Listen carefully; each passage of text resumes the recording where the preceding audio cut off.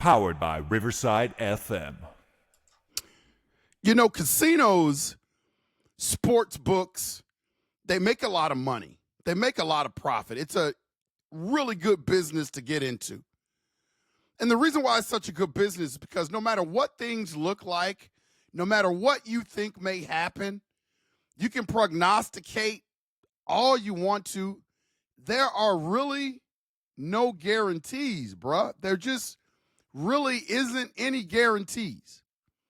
And so as good as everything feels right now with our purple, the Minnesota Vikings, I mean, everything just feels really good. You know what I'm talking about, UP Nation?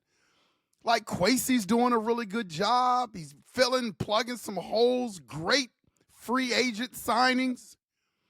Man, we talked about last year at the end of the year, we needed to get more physical. We can't be blitz happy.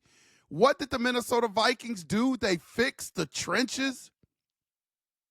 We bring back Byron Murphy and then add some pieces to our secondary. We fixed the interior offensive line, Ryan Kelly, Will Fries. We bring in another running back to help with that running back depth, Aaron Jones. We bring in J.J. McCarthy which is his second year, but, didn't play last year. So, technically it's kind of his rookie year. We got the best wide receiver in the league, one of the best, if not the best, number 2 in the league. We've added speed and depth in the wide receiver room, free agency. Everything just seems to be going right. UP Nation, Purple Gang, Minnesota Vikings Nation. But man, if the Vikings miss the playoffs, what's going to be the reason? I mean, if everything is so good and the Vikings miss the playoffs, what's going to be the biggest reason? So I think a lot of the people that really don't follow our team, and the first place they're going to go is either J.J. McCarthy or KOC. And I don't think it's that simple, UP Nation. I don't think it's that simple.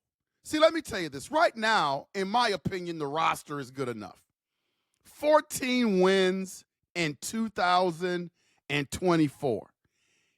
And think about this. The core of that roster is still in place.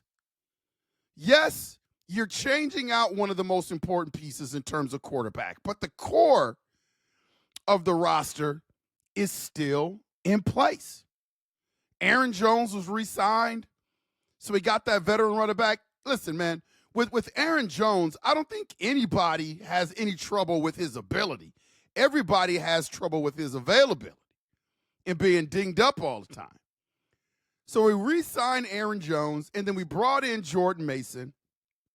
He brings just a different physicality to the backfield of the Minnesota Vikings.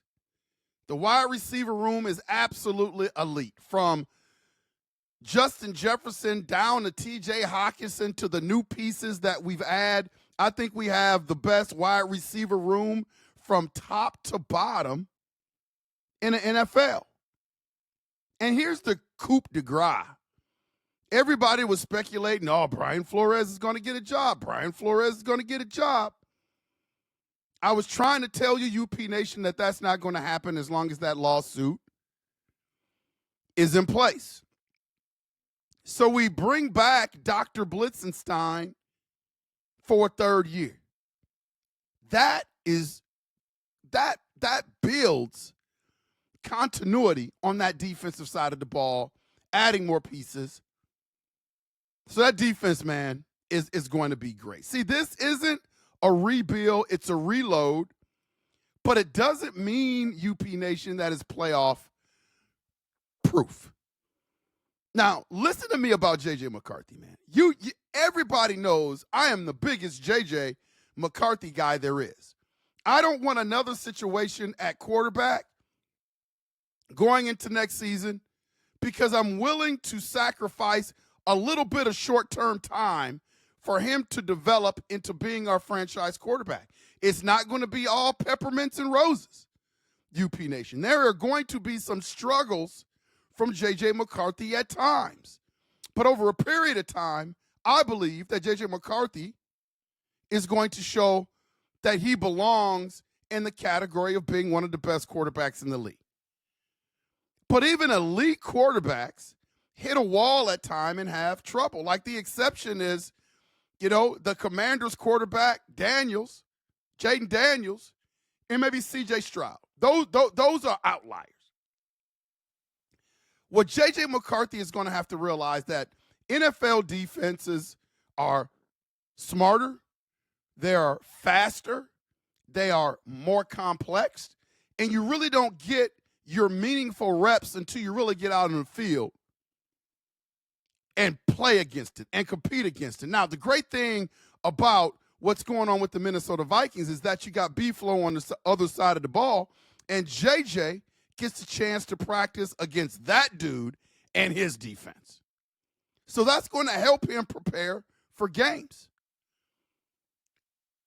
It's going to be interesting to see if KOC is going to have to modify the playbook early on, make things a little bit more simple for J.J. McCarthy. That may hurt the potency of our offense at times. Like that first 3 games, man, I just don't believe, especially where there's question marks about Christian Darrisaw, that KOC is just going to throw him out there and be pass happy.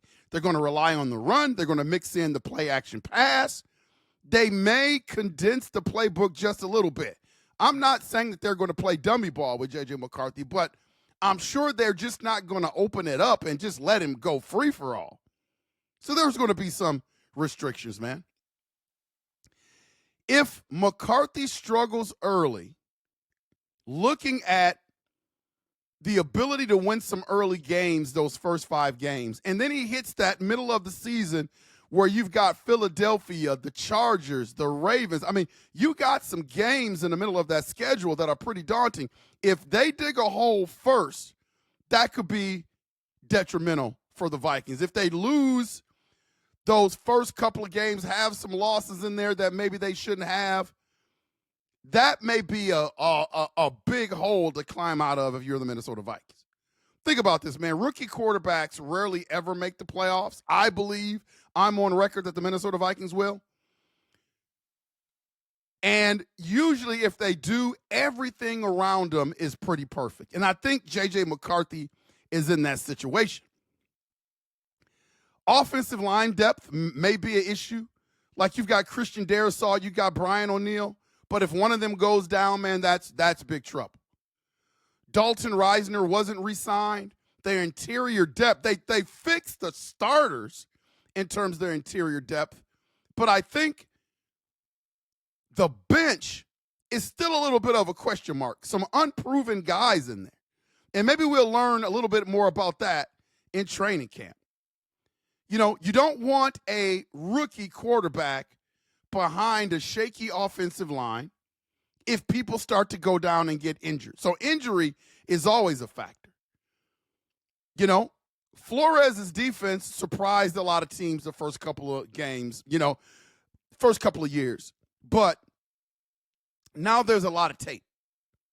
So it's going to be interesting to see how teams attack Brian Flores' defense. The secondary still lacks a shutdown cornerback. I love Byron Murphy Jr., but I don't think anybody would put him in the category of being a shutdown quarterback. If Dr. Blitzenstein stays with an abundant amount of blitzes, that could keep those corners on an island. They could get exposed. And again, man, the tough schedule in the middle of the season, the Minnesota Vikings, they have to take advantage of those first 5 games. Those first 5 games are going to set the tone for the rest of the season. There's going to be a lot of different factors. B-Flow's defense, how potent can they be? The defensive line, I think, is studs. The offensive line, I think, are studs. But if you start to accumulate injuries, knock on wood, man, I hope that doesn't happen. what happens there? Is the depth in the offensive line what we need in case people start to go down? We're already questioning whether or not Christian Derail is going to be back at the start of the season. And who do you play at left tackle if that happens? Another rookie, Jackson from Ohio State? See, these are all things that could derail the Minnesota Vikings season. So I was thinking about that, man. Nothing is guaranteed. I think the first place people are going to go is they're going to go to JJ and they're going to go to KOC, and it's not that simple. But for all intents and purposes, UP Nation, Skull Nation, the Purple Gang, the Minnesota Vikings, in my opinion, Rapp and I went through it on his show, went through the schedule on this show, and I know it's early, but I think the Vikings are going to be successful. I think the Minnesota Vikings are going to make the playoffs. I see a drop-off from the Detroit Lions. Everybody is saying that they're going to be the team to beat in an NFC North, man. I'm telling you right now, losing their offensive coordinator and their defensive coordinator, that is a big deal. These people call plays, and those personalities now are not going to be on the sideline integrated into their game plan, and that's a big deal. What do you think, UP Nation? If there was one thing that you had to choose that could derail the Vikings season in terms of making the playoffs, because I think that's the expectation, what would it be?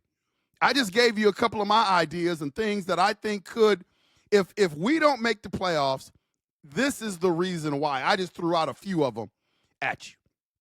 What do you think? Put them in the comments. This has been Unconventional Playbook.